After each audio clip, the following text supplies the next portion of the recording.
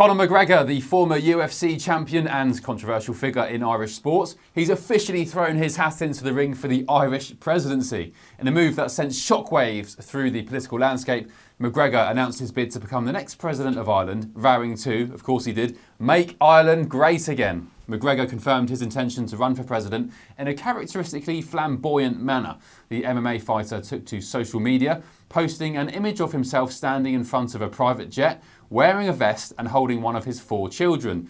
But it wasn't just the image that caused attention, it was the Make Ireland Great Again hat perched atop his head, a clear nod to his recent White House visit and meeting with US President Donald Trump. During that visit to the White House, Trump branded McGregor his favourite Irishman, a title McGregor seems to have taken to heart. The influence of Trump's political style on McGregor's approach is, quite frankly, unmistakable, from the Make Ireland Great Again slogan to his anti-establishment rhetoric. And during that press conference at the White House, McGregor didn't hold back in his praise for Donald Trump either, describing the president's work ethic as inspiring. Nice suit, it's one of my own. I guess you want to do one.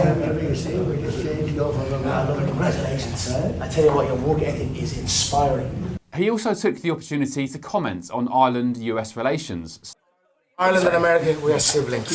We consider America our big sibling. So it's important for Ireland to have be a peaceful, happy, prosperous country. For the 40 million Irish Americans to have a place to visit, to come back to their home. So we wish for our relationship with the United States to continue, and we wish to be taken care of by the big bro. You know, the United States should look after its little bro. McGregor's political platform seems to be centred around a few key issues. The fighter's taken a strong stance against the EU Migration Pact, which aims to streamline migration and asylum processes all across the European Union. McGregor stated that Ireland has until June the 12th, 2026 next year to implement this pact, and he's vehemently opposed to it. He said, "Who else will stand up to this government and oppose this bill?"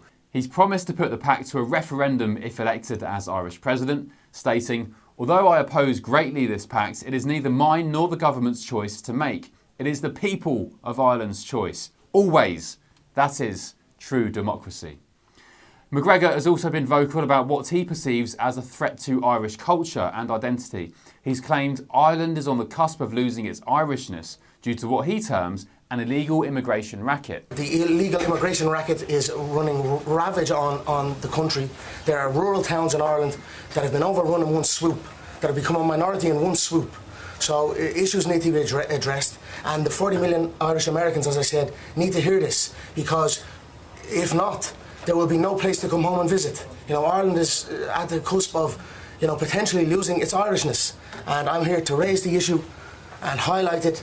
You know, it's also St. Patrick's Day, so a little bit of celebrations for sure, and a little bit of learning and listening to Mr. President Trump, whose work ethic is inspiring.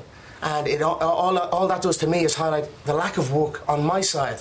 So that's it. That's what I'm here for. The fighter has positioned himself as an anti-establishment candidate, criticising the current Irish administration for showing zero action with zero accountability.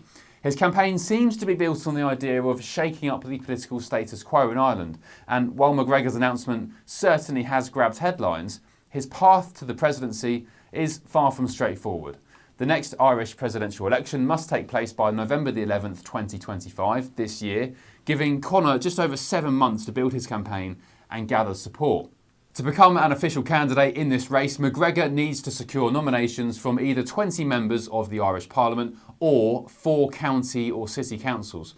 And given his rather controversial public persona and lack of political experience, it could prove a little bit tricky to navigate. The reaction to Conor's presidential bid has been mixed so far, to say the least. While some of his fans have rallied behind him, many political commentators and members of the public have expressed scepticism about his qualifications for the role. McGregor's history of legal troubles and controversial statements have also reared their head. His recent comments about Irish immigration and Irish identity have been particularly divisive among some, with some accusing him of stoking xenophobia and others praising him for speaking out on sensitive issues. McGregor's bid for the presidency also raises interesting questions about the role of celebrities in politics. And while he's not the first celebrity to transition into politics, his case is unique in many ways. His global fame as a UFC fighter, combined with his business success and controversial public persona, makes him a polarising figure, much like, I guess, Donald Trump in America. His campaign slogan, "Vote McGregor and have your voice heard," seems to be an attempt to tap into a sense of disillusionment with traditional politics. And whether this approach will resonate with Irish voters remains to be seen. And as Conor McGregor embarks on his presidential campaign, he faces several significant challenges. The first being that he has no background in politics or public administration. He'll need to quickly get up to speed on a wide range of complex policy issues, or so say his critics. There's also public perception. While McGregor has a massive fan base all around the world in its tens of millions, he's also, amongst some, a controversial figure. His past behaviour and legal wrangles could be a significant liability in a presidential campaign. He also needs to build a political network. To be successful, Conor will need to tap into relationships with political figures and organisations all across Ireland. This could be challenging given his outsider status. He'll also need to develop policy, because so far McGregor's platform seems to be focused on a few hot-button issues. He'll also need to develop more comprehensive policies on a wide range of topics to be taken more seriously as a presidential candidate.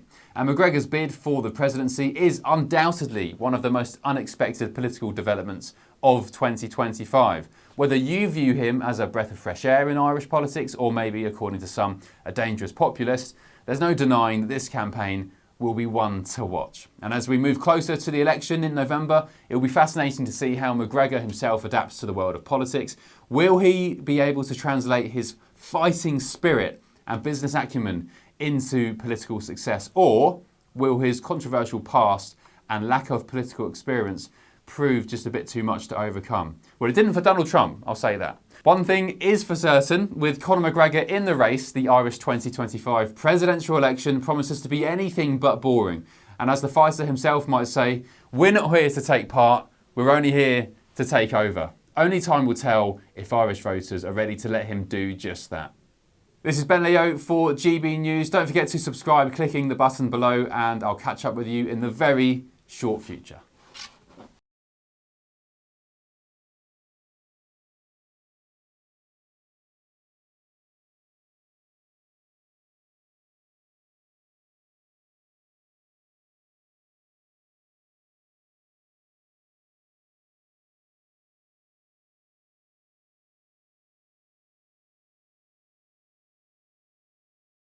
Had a great meeting with him. He's a great man. I told him his work rate is outstanding, and I wish him all the best. Conor, the Taoiseach says you don't speak for the people of Ireland. Your response to that? I am an employer of over 200 people, almost 300 people in the country of Ireland. He's an employer of none. Every available metric available to us has shown that the government of Ireland currently has failed the people of Ireland. In 10 years, Dublin city centre has gone from one of the most safest cities in Europe to one of the most dangerous. So shame on him for saying that, speaking down on an Irishman. I won't speak about him personally. Throw a jab, I could throw many jabs at them. I could throw jabs handily at them. However, I speak on the metrics, and the metrics show they've failed the people of Ireland. They do not represent the people of Ireland. Conor, and I'm what here. do you say to people who feel it's inappropriate for you to be here, given... God bless Ireland, God bless America.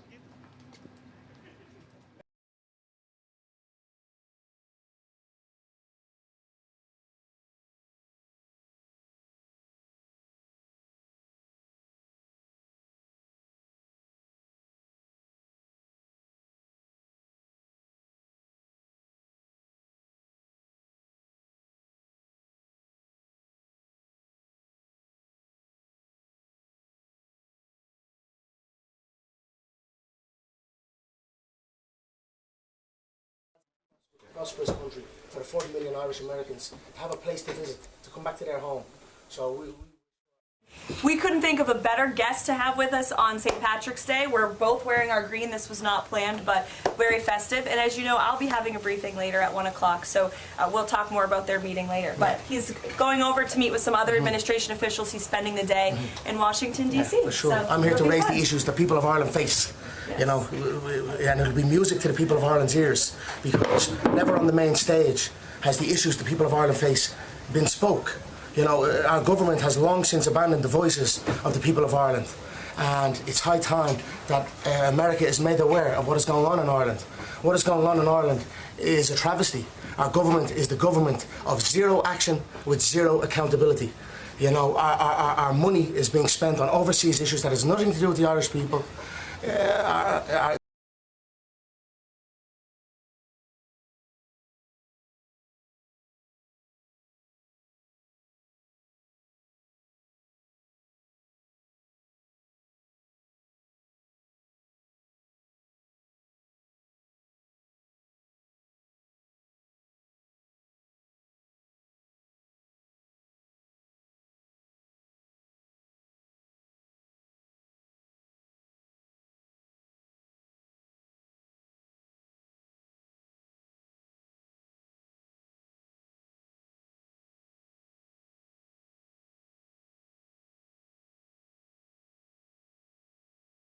Awesome. Thank you, Conor. Thank you, guys. All right, God bless. Bye, guys. We'll see you later.